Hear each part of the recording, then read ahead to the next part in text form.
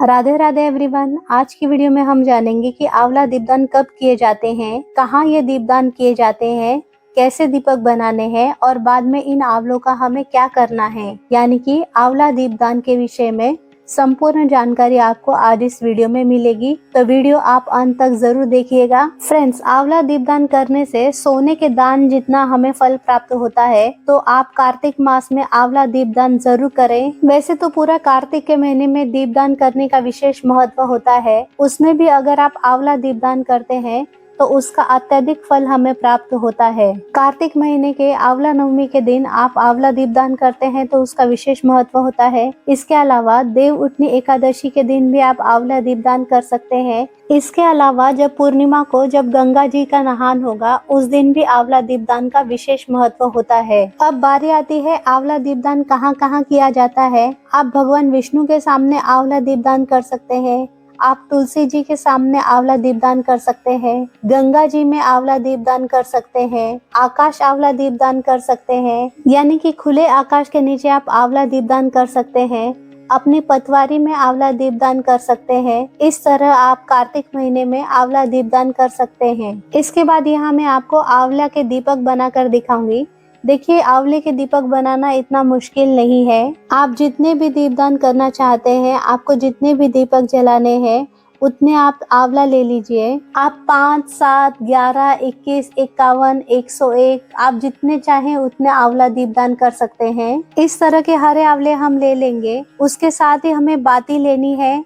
बाती गोल हम बनाएंगे और इसे घी में या फिर तिल के तेल में डिप करके रखेंगे। उसके बाद हमें सफेद तिल लेने हैं। साथ में तिलक करने के लिए हमें रोली लेनी है। 1 लोटा जल हम ले लेंगे और साथ में थोड़े से फूल ले लेंगे। इसके बाद हम सबसे पहले आंवले के दीपक बना लेंगे। तो देखिए, आंवले को इस तरह से आप रख के देख लीजिएगा, जिस साइड से भी आंवले का बैलेंस अच्छे से बन रहा है वह ना गिरे, उसके ऊपर की साइड से आप उसको काट लीजिएगा।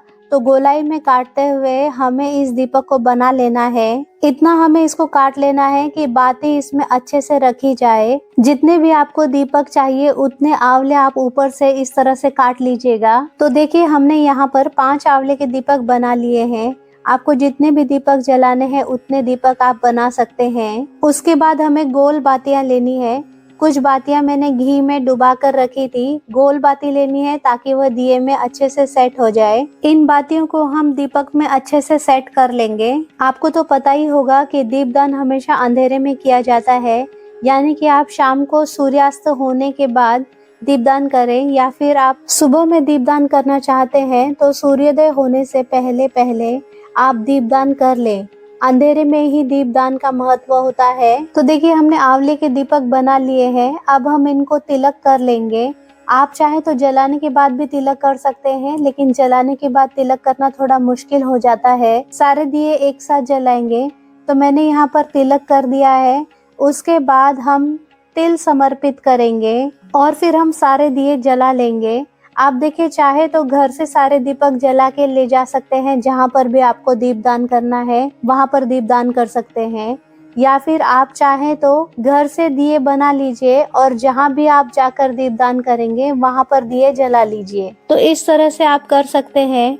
फूल हम जरूर समर्पित करेंगे, क्योंकि सीधा हमें जमीन पर दीपक नहीं रखना है। या तो फूल रख के दीपक रखेंगे या फिर तिल रख के हम दीपक रख सकते हैं। तो मैंने यहाँ पर फूल ले लिए हैं। तिलक हमने कर दिया था, हमने तिल समर्पित कर दिए थे, उसके बाद फूल समर्पित किए हैं। इसके बाद थोड़ा सा जल हाथ में लेकर 2 बार हम वार के इन सारे दीपक को मिनस देंगे। कोई भी चीज हम जब दान करते हैं तो उसे मिनसते जरूर है। तो इस तरह से हमारे आंवले के दीपक तैयार हो गए हैं। यह तो मैंने आपको पहले ही बता दिया था कि अंधेरे में ही दीपदान किया जाता है, क्योंकि दीपक का मतलब ही अंधेरे में रोशनी फैलाना है। या तो आप सुबह सुबह सूर्योदय से पहले दीपदान करें, या फिर शाम को आप सूर्यास्त होने के बाद आराम से दीपदान कर लेना। दिन में आप तैयारी कर लें और शाम को जब सूर्यास्त हो जाएगा उसके बाद आप दीपदान करें। तो आंवले के दीपक जो हमने बनाए हैं, इनका दीपदान हम घर में ही कहाँ कहाँ पर कर सकते हैं, मैं आपको बताने वाली हूँ। तो चलिए हम देख लेते हैं कि ये दीपक हम कहाँ कहाँ जलाएंगे। सबसे पहले तो आप मंदिर में दीपदान करें।